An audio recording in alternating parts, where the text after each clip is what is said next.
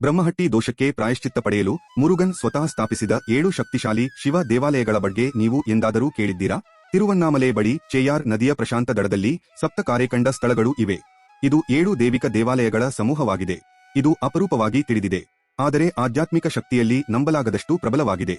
ದಂತಕಥೆಯ ಪ್ರಕಾರ ಪಾರ್ವತಿ ದೇವಿಯು ಕಾಂಚೀಪುರಂನಿಂದ ತಿರುವನ್ನಾಮಲೆಗೆ ಪ್ರಯಾಣಿಸುತ್ತಿದ್ದಾಗ, ಶಿವನೊಂದಿಗೆ ಅರ್ಧನಾರೀಶ್ವರನಾಗಿ ಒಂದಾಗಲು ಪ್ರಯಾಣಿಸುತ್ತಿದ್ದಾಗ, ಅವಳು ವಾತಯಪಂಡಲ್ ಬಳಿಯ ಕಾಡಿನ ತೋಪಿನಲ್ಲಿ ಸ್ವಲ್ಪ ವಿರಾಮ ತೆಗೆದುಕೊಂಡಳು.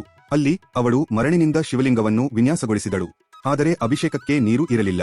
ಅವಳು ತನ್ನ ಮಗ ಮುರುಗನ್ ನನ್ನು ನೀರು ತರಲು ಕರೆದಳು. ತನ್ನ ತಾಯಿಗೆ ಸಹಾಯ ಮಾಡಲು ಮುರುಗನ್ ತನ್ನ ದೇವಿಕ ಈತಿಯಾದ ವೇಲ್ ಅನ್ನು ಪಶ್ಚಿಮಕ್ಕೆ ಎಸೆದು ಬೆಟ್ಟಗಳ ಮೂಲಕ ಚುಚ್ಚಿದನು. ಆದರೆ ಹರಿಯುತ್ತಿದ್ದುದು ಸಾಮಾನ್ಯ ನೀರಲ್ಲ, ಅದು 7 ಸಾಧುಗಳ ರಕ್ತದಿಂದ ಕೆಂಪಾಗಿತ್ತು.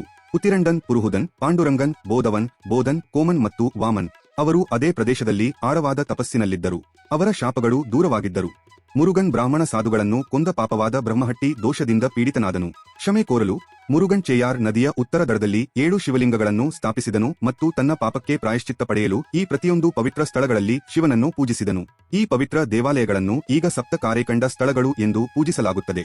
ಎಲ್ಲ 7 ದೇವಾಲಯಗಳ ವಿವರಗಳು, ಸಂಪರ್ಕ ಸಂಖ್ಯೆಗಳು ಮತ್ತು ದೇವಾಲಯದ ಸಮಯಕ್ಕಾಗಿ ನನ್ನ ಬ್ಲಾಗ್ ನೋಡಿ. Web link ವಿವರಣೆಯಲ್ಲಿದೆ. ಕಾರೇಕಂಡೇಶ್ವರರ್ ದೇವಸ್ಥಾನ ಕಾಂಜಿ ತಿರುವನ್ನಾಮಲೆಯಿಂದ 23 ಕಿ.ಮೀ ದೂರದಲ್ಲಿರುವ ಚೇಯಾರ್ ನದಿಯ ಪ್ರಶಾಂತ ದಡದಲ್ಲಿದೆ.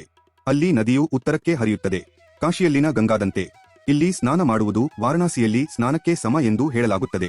ವನ್ನೇಶ್ವರ ದೇವಸ್ಥಾನ ಕಡಲಾಡಿ ತಿರುವನ್ನಾಮಲೆಯಿಂದ 25 ಕಿ.ಮೀ ದೂರದಲ್ಲಿರುವ ಈ ದೇವಾಲಯದಲ್ಲಿ ಕಾಮಾಕ್ಷಿ ಅಮ್ಮನ್ ಮತ್ತು ಕಾರೇಕಂಡೇಶ್ವರರ್ ಇದ್ದಾರೆ.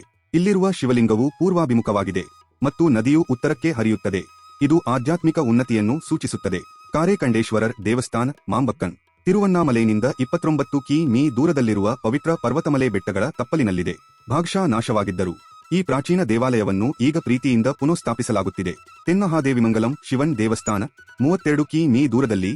ಇದು 7 ದೇವಾಲಯಗಳಲ್ಲಿ ಮಧ್ಯದ ಬಿಂದುವಾಗಿದೆ. ವಿಶಾಲವಾಗಿದೆ. ಮುಂಭಾಗದಲ್ಲಿ ದೊಡ್ಡ ಕೊಳ ಮತ್ತು ಗ್ರೇಡ್ ಕಲ್ಲಿನ ಕಿಟಕಿಯ ಮೂಲಕ ಶಿವನನ್ನು ನೋಡುತ್ತಿರುವ ಸುಂದರವಾದ ನಂದಿ.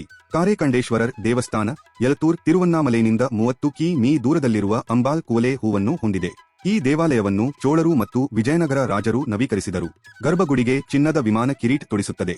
ಕಾರೇಕಂಡೇಶ್ವರರ್ ದೇವಸ್ಥಾನ ಪೂಂಡಿ 32 ಕಿ.ಮೀ ದೂರದಲ್ಲಿರುವ ಪೂಂಡಿಯಲ್ಲಿ ಪೂಂಡಿ ಮಹಾನ್ ಜೀವಸಮಾಧಿಯನ್ನು ತಲುಪಿದ ಸ್ಥಳವಾಗಿದೆ.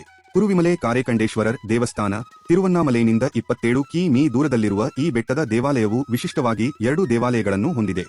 ಆದಿ ಕಾರೇಕಂಡೇಶ್ವರರ್ ಮತ್ತು ಕಾರೇಕಂಡೇಶ್ವರರ್ ಕೇವಲ 300 ಮೀಟರ್ ಅಂತರದಲ್ಲಿದೆ. ಸಪ್ತ ಕಾರ್ಯಕಂಡ ಸ್ಥಳಗಳು ಕೇವಲ ಪೂಜಾ ಸ್ಥಳಗಳಲ್ಲ. ಮುರುಗನ್ ನಂತಹ ಶಕ್ತಿಶಾಲಿ ದೇವತೆ ಕೂಡ ಶಿವಭಕ್ತಿಯ ಮೂಲಕ ವಿಮೋಚನೆಯನ್ನು ಬಯಸಿದನು ಎಂಬುದಕ್ಕೆ ಅವು ಕಾಲಾತೀತ ಜ್ಞಾಪಕಗಳಾಗಿವೆ. ಓಂ ನಮಃ ಶಿವಾಯ.